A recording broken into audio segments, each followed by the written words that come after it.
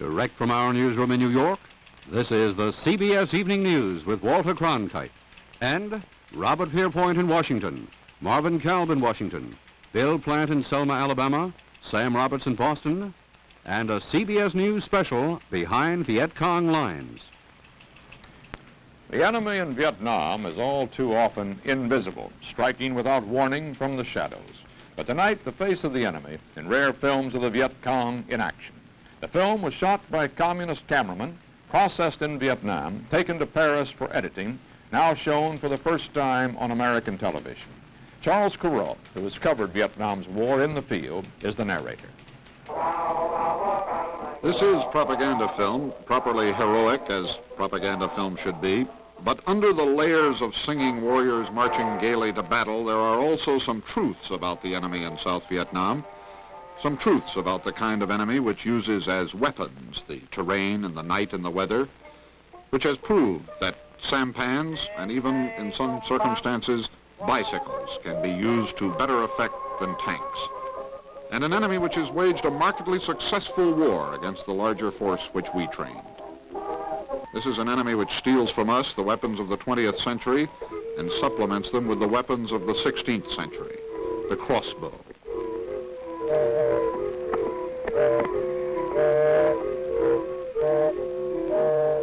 The spear launcher.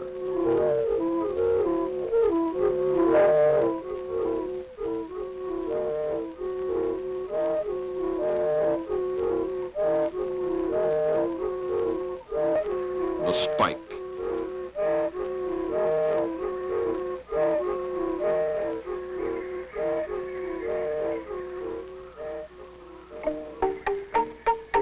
And the man trap.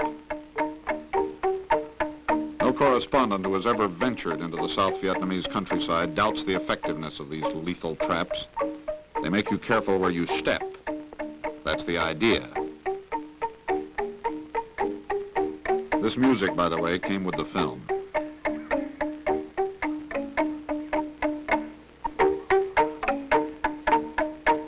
This is a smaller model of the man trap for 1 foot only. There are hundreds of thousands of these things along the jungle trails.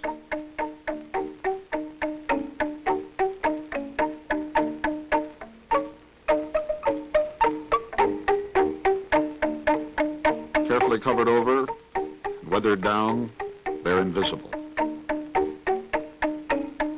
And they do their damage.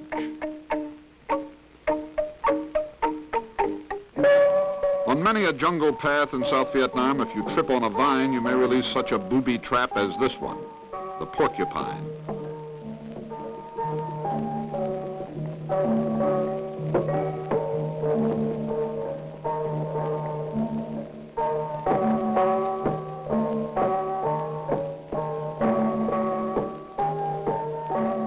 Lifted high up into the trees, this thing can sweep a whole squad from a trail.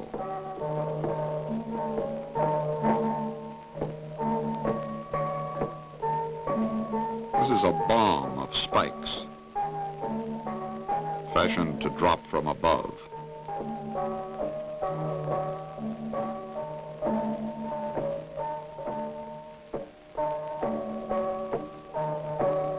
The Viet Cong have become adept not only at moving fast themselves, but at slowing the Vietnamese army down. These bamboo spikes can pierce a GI boot, and do.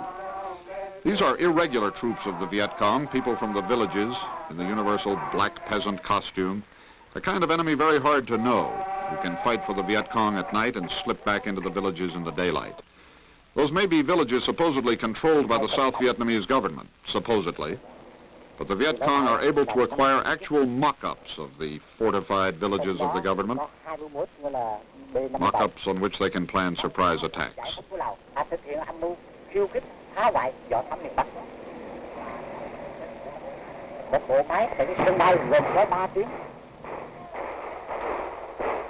Those attacks are usually carried out by the Viet Cong regulars, uniformed, well hidden, usually armed with mortars and automatic weapons captured down the years from the French and the Americans, usually well trained.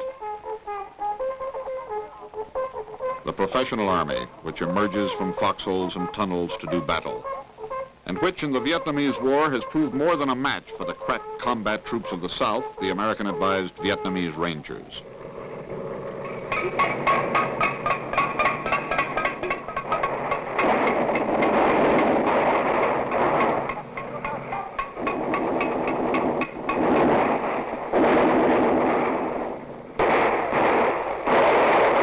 Many of the sequences in this communist propaganda film were obviously staged for the cameraman. Some were obviously not. This is the kind of enemy which advances unseen, dodges patrols, cuts through barbed wire barricades, harasses American helicopter pilots. This happens every day.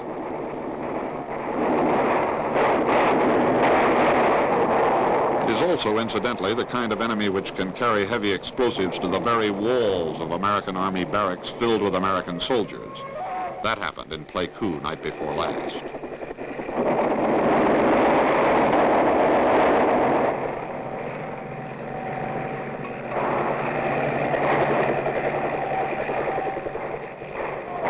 Or the kind of enemy which can bring down American planes, firing from unseen positions in the forest. The communist sources who provided this film say this is the wreckage of an American helicopter shot down 1 month ago, January 9th.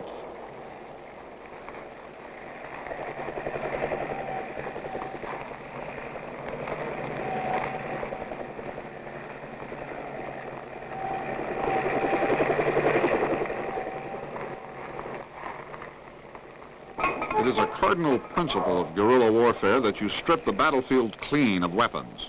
The Viet Cong always do. Only the South Vietnamese army dead are left here. The Viet Cong, dead and wounded whenever possible, are carried away after the battle. Women do that work. Women sometimes do that work for the South Vietnamese army as well. It is likely that they are sometimes the same women.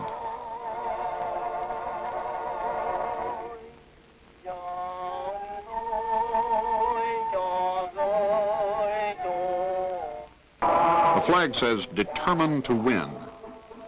It's interesting to note that day before yesterday, before the raid on Camp Holloway, the Viet Cong attackers had infiltrated a village 1,000 yards from the airstrip, and not a single villager informed the Americans.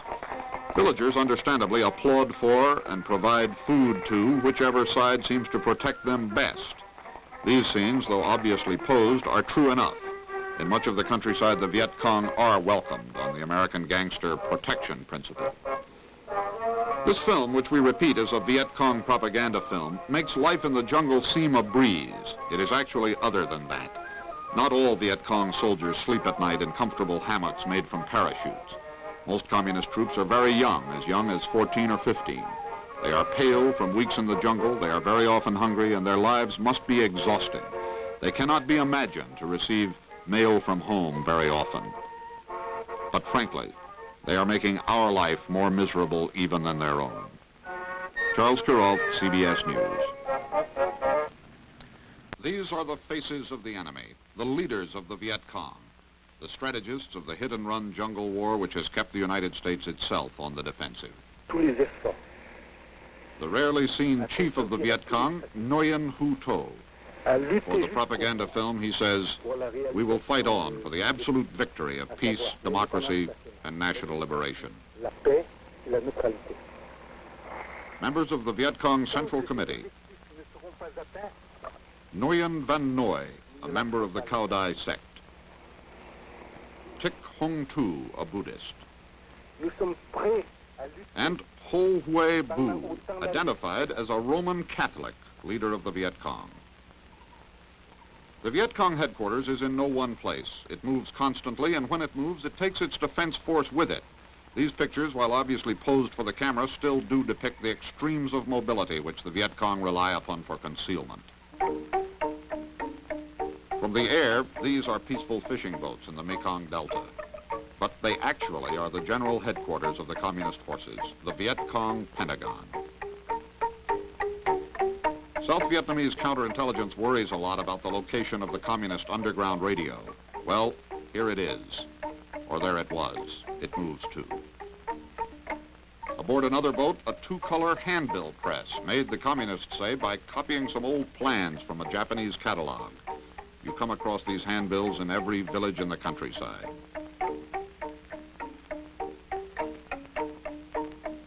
On still other boats, secretaries. Secretaries with typewriters, obviously pleased to have their pictures taken.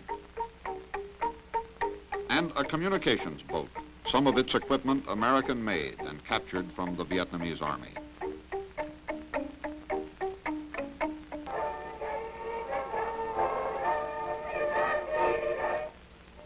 On November 24th, 1963, at Giep Hoa, only 20 miles west of Saigon, 300 of these Viet Cong guerrillas infiltrated a South Vietnamese Army camp and, on a signal from a bugle, suddenly opened fire. 36 government soldiers were killed, 26 more wounded, and after 40 minutes, the Viet Cong withdrew after seizing machine guns, rifles, and mortars like these. After the action, 4 American advisors were listed as missing and presumed captured. They were captured, as this film shows. The Communists and the Defense Department agree on their names. Kenneth Roraback, Sergeant First Class, whose wife Veronica lives in Fayetteville, North Carolina. Isaac Camacho, Sergeant First Class of El Paso, Texas. Claude McClure, Specialist Fifth Class, whose wife Rita lives in Chattanooga. And Sergeant George Smith of Chester, West Virginia. The Defense Department says they were captured in the midst of fierce hand-to-hand combat in the camp at Giep Hoa. They have been captives of the Communists and presumably constantly moving through the Vietnamese countryside for 15 months. Their ordeal committed to film now by the enemy in South Vietnam. Charles Kuralt, CBS News. At Kien Hoa, an area less than 50 miles south of Saigon, is the backdrop for some of tonight's communist propaganda film from behind Viet Cong lines. An indication, if we accept the communist word for it, of the relative impunity with which the guerrilla army can operate, even this close to the heavy concentration of Vietnamese and American troops around the capital. Charles Kuralt tells the story. This is a lesson in Viet Cong tactics. The South Vietnamese strategic hamlet of Cai Diet in Ben Tre province, fortified with earthworks, barbed wire, and guard towers. After it has been taken by the Viet Cong, they set about destroying its defenses. That will make it easier to take next time. The villagers pressed into service for the destruction will, if the usual form is followed, be pressed into service rebuilding it within a few hours when the South Vietnamese army moves back in. Aerial surveillance is one of the Viet Cong's most serious problems. This propaganda film makes constant references to the spotter planes and the helicopters overhead, and to the Viet Cong ingenuity in thwarting the spotters. In this case, a whole Viet Cong village is being dismantled and moved to another place. There are examples of this, villages disappearing into the jungle. You cannot strafe them if you cannot find them.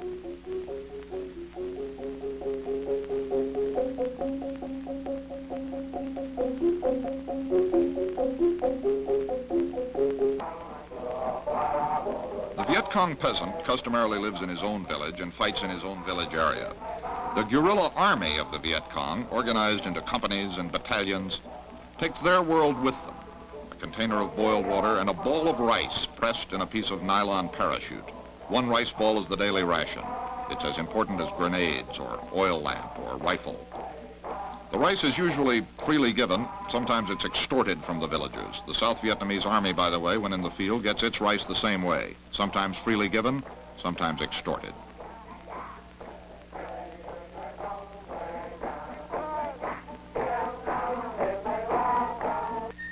A French tire, left over from the years of French domination of Indochina. It is no longer useful as a tire. It becomes a pair of sandals for a communist guerrilla. Others, by the way, wear the boots, sometimes the whole uniforms of captured and killed South Vietnamese soldiers. Government army troops have been known to tie handkerchiefs around their arms before a battle so they can tell each other from the enemy.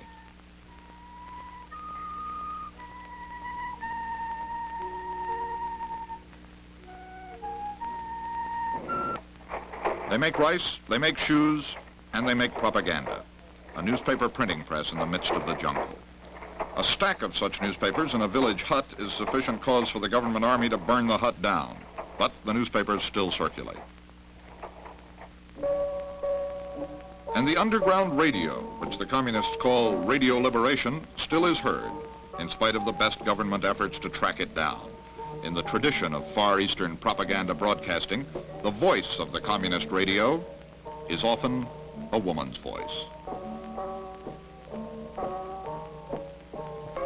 The Vietnamese love shows. Just as the U.S. Information Service circulates through the villages with portable movie screens and American movies, the Viet Cong put on shows of their own. This one, a sort of air defense ballet.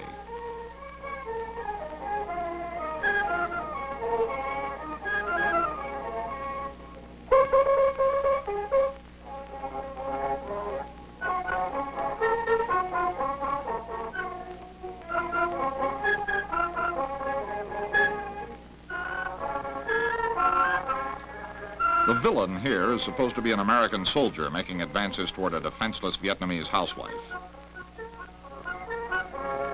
The return of the communist hero husband.